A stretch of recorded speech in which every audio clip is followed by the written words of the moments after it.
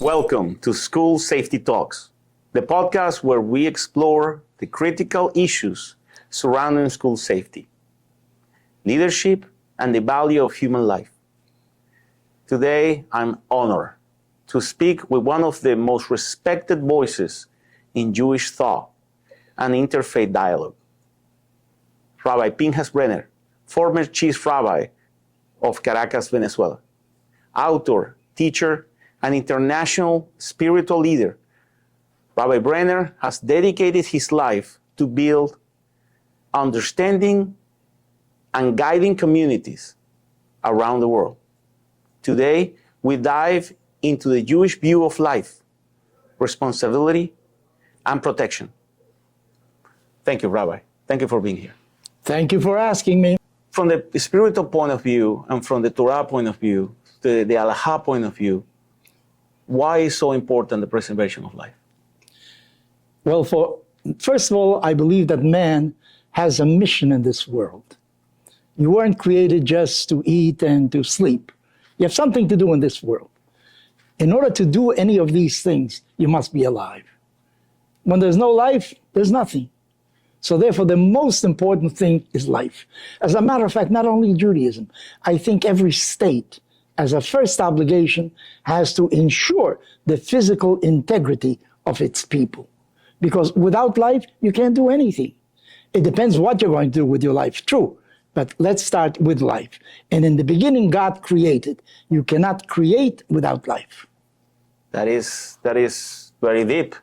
But let me ask you, from the Halakha perspective, what exactly the rabbis and the scholars say about the preservation of life? Well, here we are. You are in this world in order to fulfill mitzvot. Mm-hmm. Mitzvot are God's instructions on how you're supposed to behave. How you're supposed to behave toward yourself, toward your fellow man, and toward God, and toward society also. So in order to fulfill any of the mitzvot, you must be alive. You must be able to do things. You know, a mitzvah is to do something. Some mitzvot have to do with speaking, let's say. You have to recognize that there's only one God in this world. You have to have the right intention. But most of the time, it's something that you have to do. If a poor man extends his hand to you, he doesn't care that much, really, what your intentions are when you give him the help that he's soliciting. But on the other hand, when you give it to him, now, if you're not alive, you can't do it. So you must be alive in this world. To think, to contribute to society, you must be alive. And this is a very important difference between the world of Islam, where there seems to be a worship of death. But yes, no, there is a world to come, but we don't know anything about what happens in the world to come. That's in God's hands. In your hands is to do in this world. So therefore, we are constantly concentrated in preserving life. You're not permitted, for instance, to take a knife and lacerate yourself. We can't do tattoos. You're supposed to go to a doctor when you're sick. It's an obligation to cure yourself because you have to be alive in order to do something. To bring good in this world, you must be alive. And for the audience, the people that we have that they're not necessarily Jewish and, for example, just briefly, they don't understand what a mitzvah is. Can you explain just a little bit what the mitzvot means for a Jew? Okay. Let me tell you about Jewish history a little bit. Okay. You know, we were born as a nation as slaves. In Egypt is where we consolidated into being a nation. And mind you, it's actually distress, difficulty that brings people together.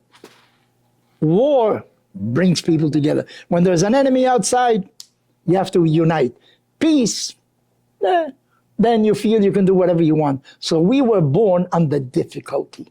However, when you break the chains of slavery, what happens then? You're free to do anything you want? That's also no good. You know, I have to respect I have to give you your territory, your space. I have to respect another human being. So God took us from slavery to Mount Sinai.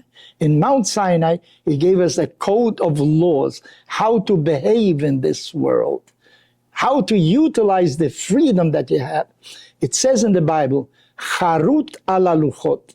The 10 Commandments were engraved on 2 stones. Charut means engraved. So our rabbis say, don't read Charut, read Cherut. Cherut means freedom. Actually, the law gives you freedom. If there is no law, you can't walk in the street because somebody is going to do something to you. But there are laws in this world that protect you so that you can exercise your freedom as long as you don't interfere with somebody else's freedom.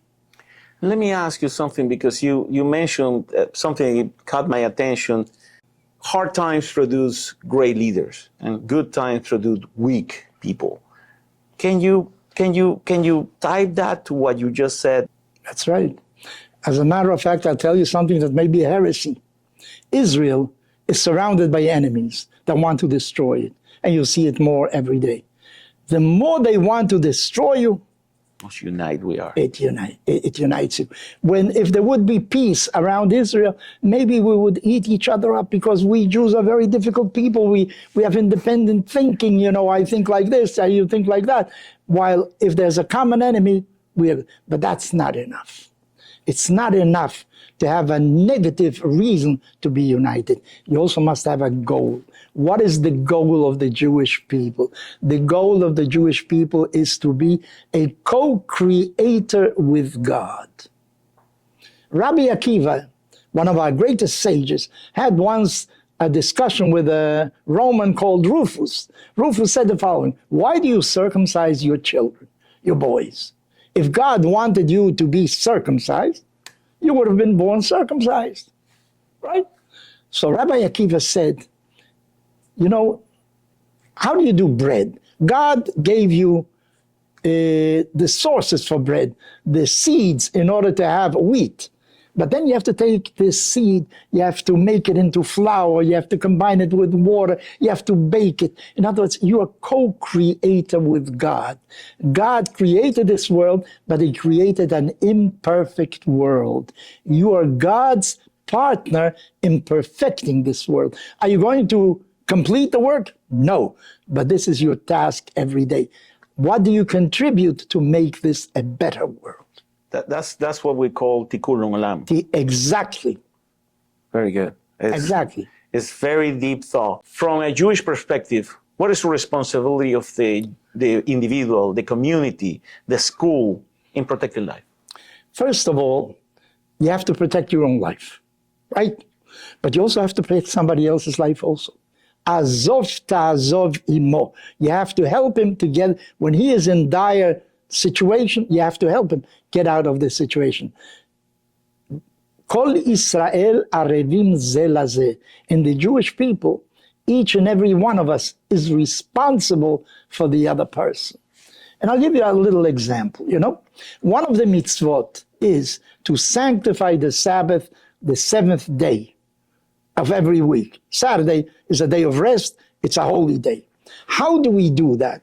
Well, you recite a blessing, you say that God ordered us to sanctify this day, and that is called kiddush, that you do over a cup of wine. Now, you have to do this once. You do it once on Saturday, that's enough. Yet, if you go to somebody's home and nobody said kiddush, you can do kiddush for them as well. We are a unit. If somebody is not doing his right thing, I have to make sure to help him, and there's something missing in me. In other words, if there's a robbery in society, there's something wrong with me too. In other words, I am part of that society and something isn't right. So I, as a unit, I have to contribute to the wholeness of this society. How does Judaism balance the value of life with the idea of free will or risk? And if there's a limit to precaution? But I think that the most important value is life. Now, your life comes before somebody else's life. In other words, if somebody takes out a gun and points it at you and wants to shoot you, you have the right of making sure that he doesn't kill you, because your life goes before his. But you're not allowed to go and kill anybody just like that. If somebody's trying to steal and you go and kill him, that's not right. You're not allowed to take a life. The only time you can take a life without there being a court of justice is if your own life is being threatened by somebody. What about if life somebody else? And I give you an example. Yes. If it's the life of somebody else, and I give you an example. Let's say I'm in a school, and I always said this: I will die for my kids, all right, and I will kill for my kids. And when I'm protecting a school, those are my kids. Okay. Nobody mess with my kids. Very so good. if somebody goes to kill my kids, okay, I feel then my obligation is to kill him first. Okay, very good. There's a law called rodef. Rodef means to persecute, to run after somebody. Actually, if you see somebody running after somebody else with a knife with the intention of killing him, it's your duty to prevent an assassination. There is no reason why a person can go and kill somebody unless he's being threatened himself. But if somebody is running away, he's not threatening anybody. And the one that is running after him with the intention of killing, he is a killer.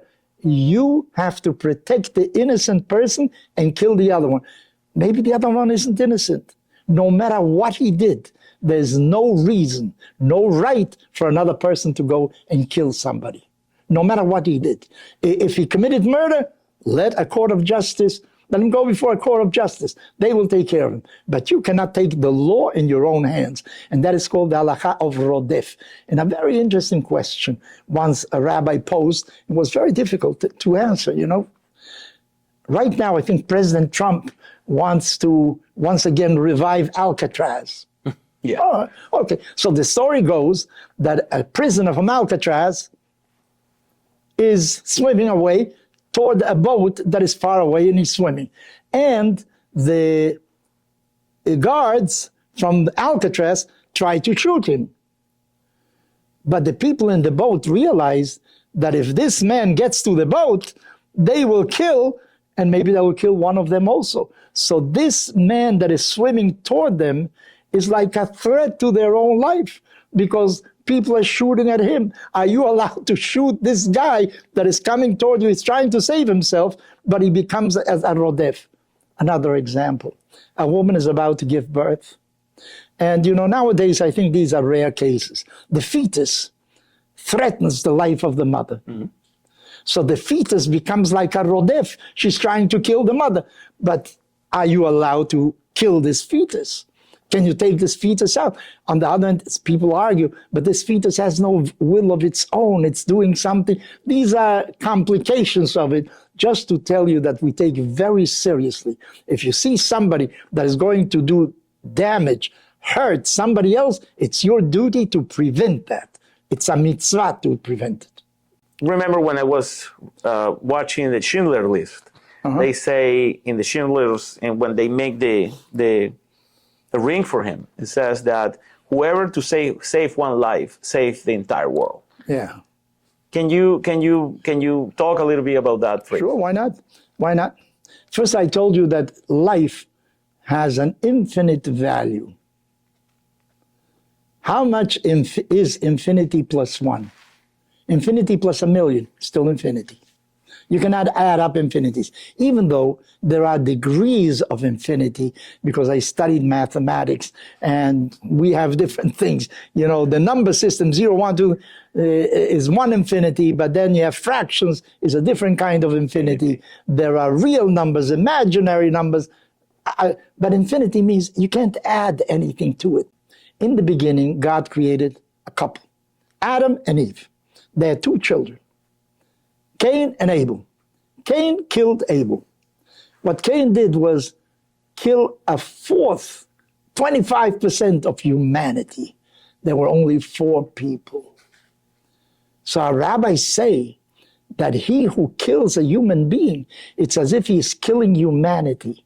And on the other hand, he who saves a human being, it's as if he saves humanity. Because take a look. You have a concept of God, I have a concept of God, you have a concept of the universe, but each and every one of us is a whole universe. When you finish a life, you're finishing a whole universe. That concept, that idea of the universe is no longer there. Each and every one of us is an individual. And according to the Torah, the Jewish tradition, each and every one of us, every human being, Adam wasn't Jewish, by the way. Neither was Eve, his wife. Didn't exist at the time. No, but they have infinite value because we were created in the image of God. So the worst thing you can do is extinguish a life. When you extinguish a life, you're extinguishing a universe, actually. Thank you very much, Rabbi. There being this, your knowledge and your wisdom is absolutely amazing. Now, let me, just to finalize, one last question, and this is have to be with what we do. We protect schools. We protect, I keep saying that we protect life. All my personnel, I have great human beings protecting what matters for us, which is the kids and the staff and people who didn't sign to get shut down in the school.